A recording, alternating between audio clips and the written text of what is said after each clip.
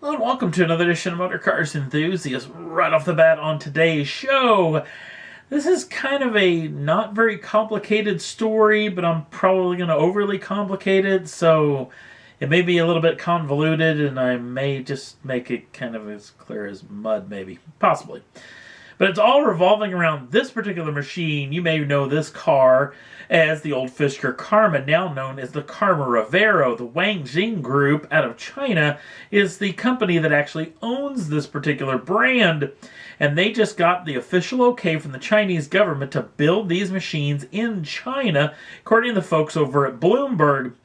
But this is not going to be the only machine they're going to build at that facility. They're also going to build this. This is an old blast from the past. About 5 years ago, this thing hit the old show car circuit, then known as the Fisker Atlanta, a two-door version of the Karma, now known as the Revero, the Karma Revero. So I'm assuming this thing's going to be called the Karma Atlanta, unless they change the name, which could very well end up happening. So we don't know any official details about these machines, at least as of yet, nor do we know when these vehicles will be hitting dealer showrooms and the pricing, but we'll keep you in tune of when we get that information.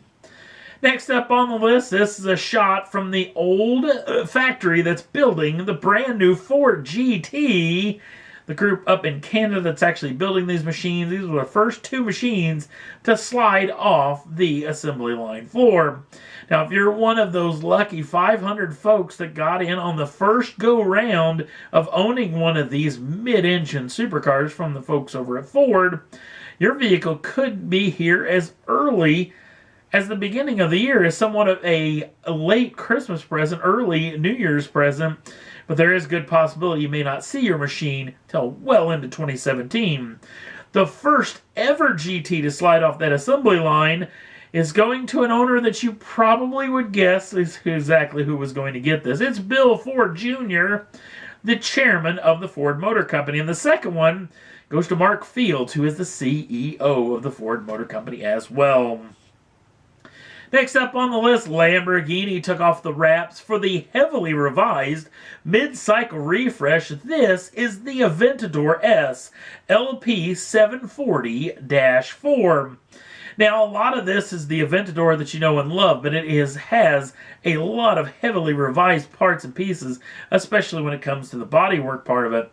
As far as the heart of the beast, that remains to be the same, other than it does get a little jump in the horsepower department.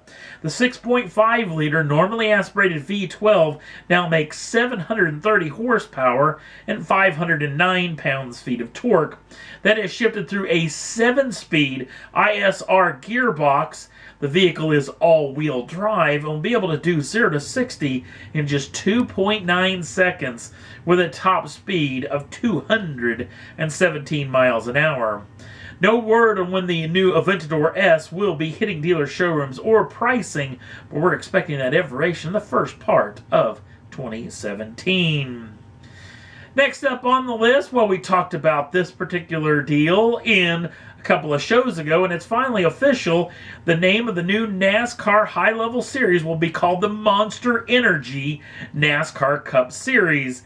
Now, Monster, the energy drink company, is taking over the naming rights for the top-level series from the folks over at Sprint Nextel, the mobile phone company that has had it over the past several. Of course, if you look really, really close, you get to see another change. In fact, the first time in near 40 years, this has been the logo for NASCAR for the past dang near 40 years, since the mid-70s.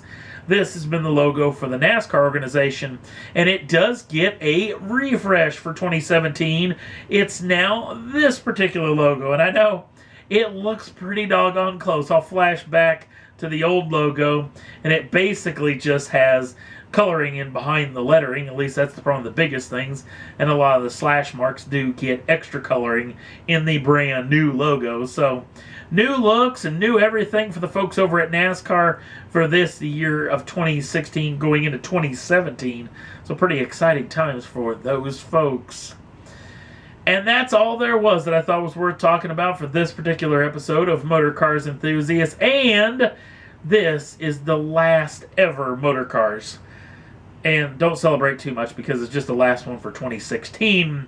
Yes, we're going to take the break for the Christmas holiday. And if you celebrate Christmas, Hanukkah, Kwanzaa, maybe even Festivus, I hope that you have a happy and lovely season with all your family and friends. For those you love and the people who love you right back, I hope you have just a fantastic holiday season, whatever holiday that you actually celebrate. It's going to be a fun time, and we will see you in the first part of 2017. Merry Christmas from all of us here at Motor Cars Enthusiasts. And that's all there was, like I said, for this particular episode. Don't forget to like us over on the Facebook page if something happens pretty big and massive. There's a big Formula One deal that could be going down over the next several days.